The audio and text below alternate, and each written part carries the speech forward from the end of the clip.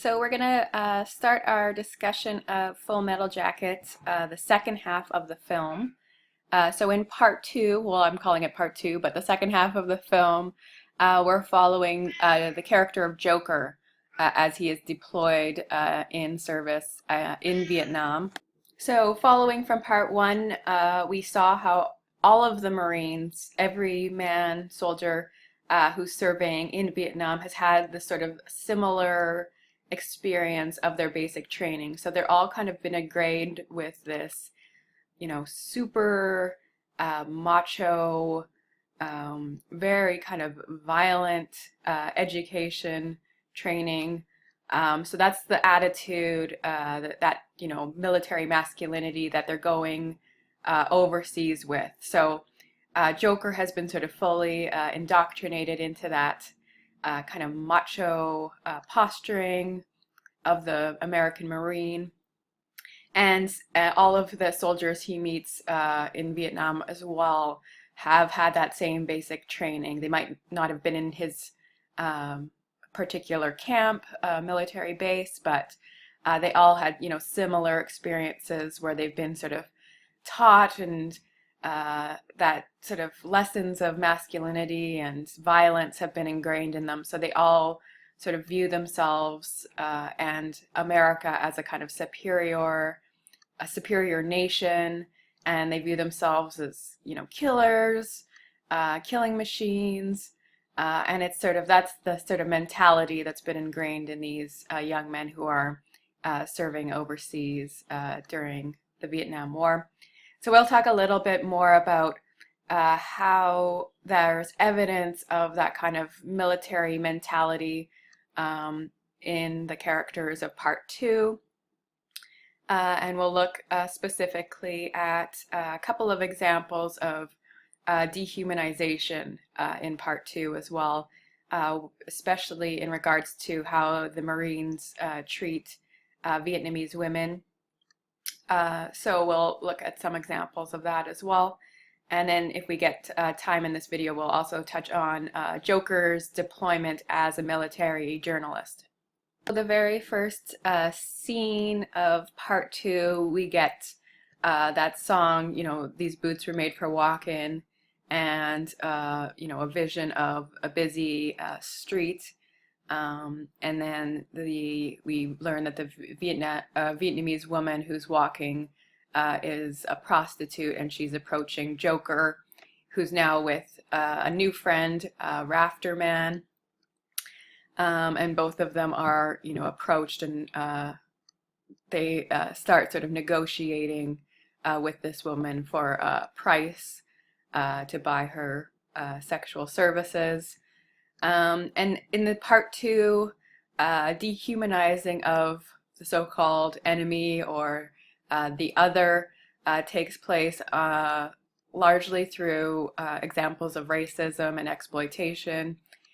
So you'll notice the use of culturally, racially derogatory slurs.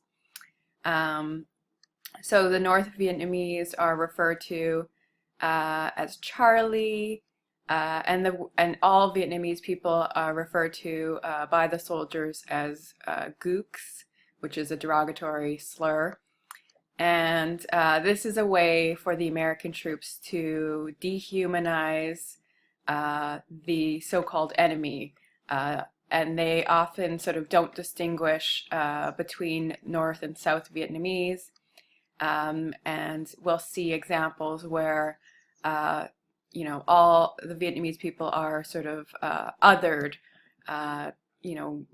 They are viewed as sort of less than, as inferior, subhuman, and that use of that derogatory word, gook, is one way that they sort of dehumanized this cultural group of people, and the use of that in military context is common, where you sort of view the so-called enemy as inferior, and you don't recognize them as people, but as almost like this racial term.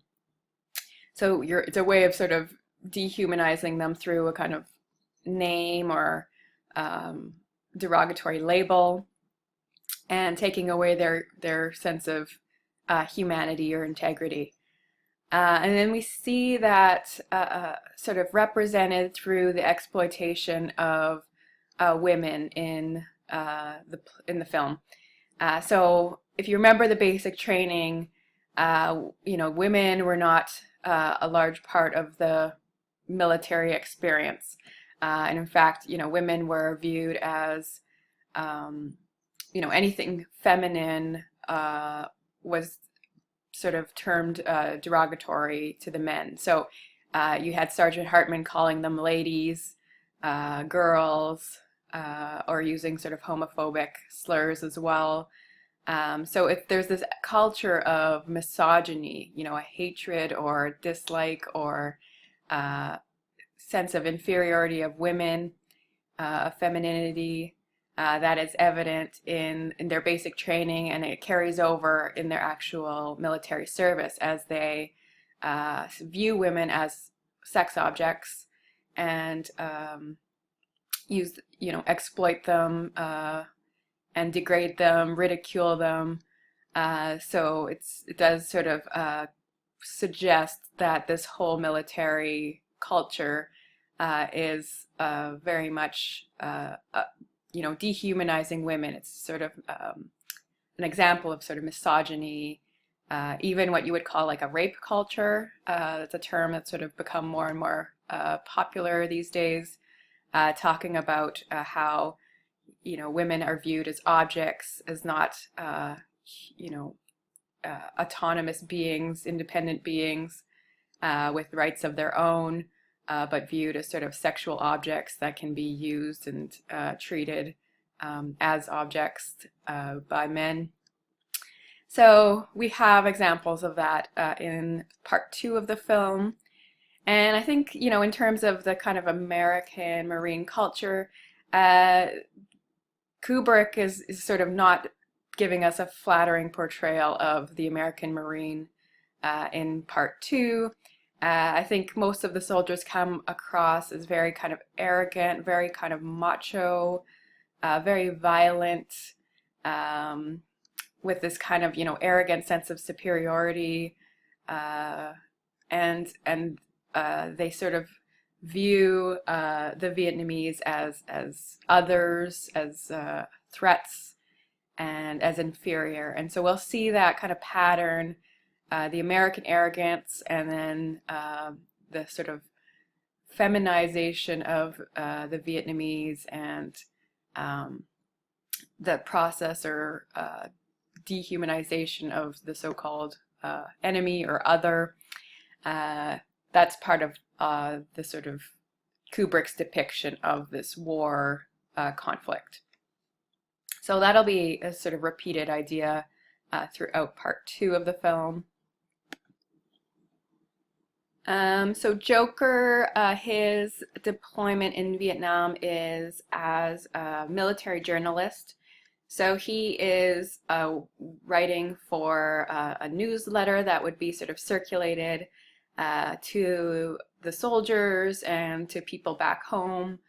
And he would be writing stories that are meant to sort of appeal to the soldiers themselves.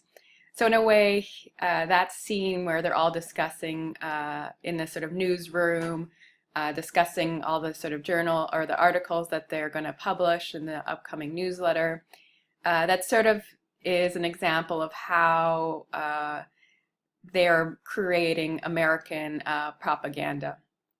So they can't say anything negative about the American war effort, so all their stories have to have a kind of positive spin on the war, and sort of appeal or sort of glamorize or glorify the American involvement in Vietnam.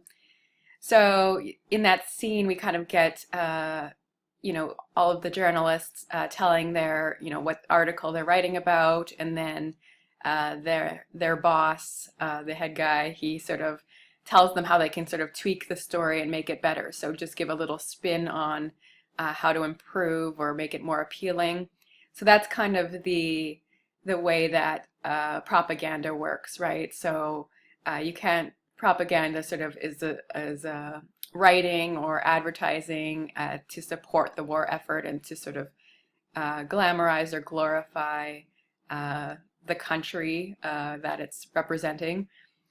So Joker doesn't seem to be, he sort of maintains his sense of humor. He still has that sense of a little bit subversive, his humor. So he doesn't really want to toe the line exactly. He wants to maintain a little bit of critical detachment or integrity. But he seems also willing to toe the line in the sense that he'll rewrite his story uh, to suit the publication demands of his sort of editor. So he's going to rewrite his story to have a more positive ending. So there'll be a kill at the end, and he'll make up the details of the story just to, appeal to the reader. So it turns out that, he'll write in that there's an officer who was killed, and this will be, a more exciting story for the readers, and it'll also show the Americans as being sort of successful in their mission. So another use of kind of propaganda language is evident in the changing of the phrasing. So the editor will say that, we're no longer supposed to use the word search and destroy. It's now been changed to sweep and clear. So there's this example of kind of the use of euphemism, kind of milder, gentler wording to hide a lot of the death and destruction that is going on. So it sort of whitewashes all of the, horrific brutalities of war and makes it, much more sort of easier to digest for the reader. And really, it's a way of sort of hiding all of the negative or bad aspects of the American military involvement. So you'll see that in, political language and in propaganda. So the use of language that kind of hides the truth or disguises the truth. And one last thing, just in terms of, military hierarchy, we have Joker kind of expressing a little bit of dissatisfaction with his station. Him and Rafterman, his friend, both of them sort of express this idea that they have to get back. He uses the term "get back in the shit," which is kind of a callback to part one, where we had Pyle in sort of rejecting or killing himself to avoid a world of shit. But Joker sort of longs to get back in the front of the war. So he wants to be an infantry soldier. He wants to experience death and bloodshed. He wants to shoot his weapon because I think this is, how he measures his sense of manhood and masculinity, right? So if you're safe, if you're back at these military bases, and your life is not being threatened, or if there's no gunfire, then, you're not proving yourself as a man. So there's this whole kind of mentality at work here where, the more bloodshed that you see and experience, the more violence that you inflict, the more you kind of boost your reputation as a man and as a soldier. So violence becomes the kind of measure of masculinity for these Marines. And Joker is not separate from that. He also wants to prove himself by getting back into the violence of the war. So he wants to go and shoot his weapon and put himself in danger and prove himself in that way because this journalism stuff is a little too safe or to sort of I guess too safe, or secure for him to prove his manhood.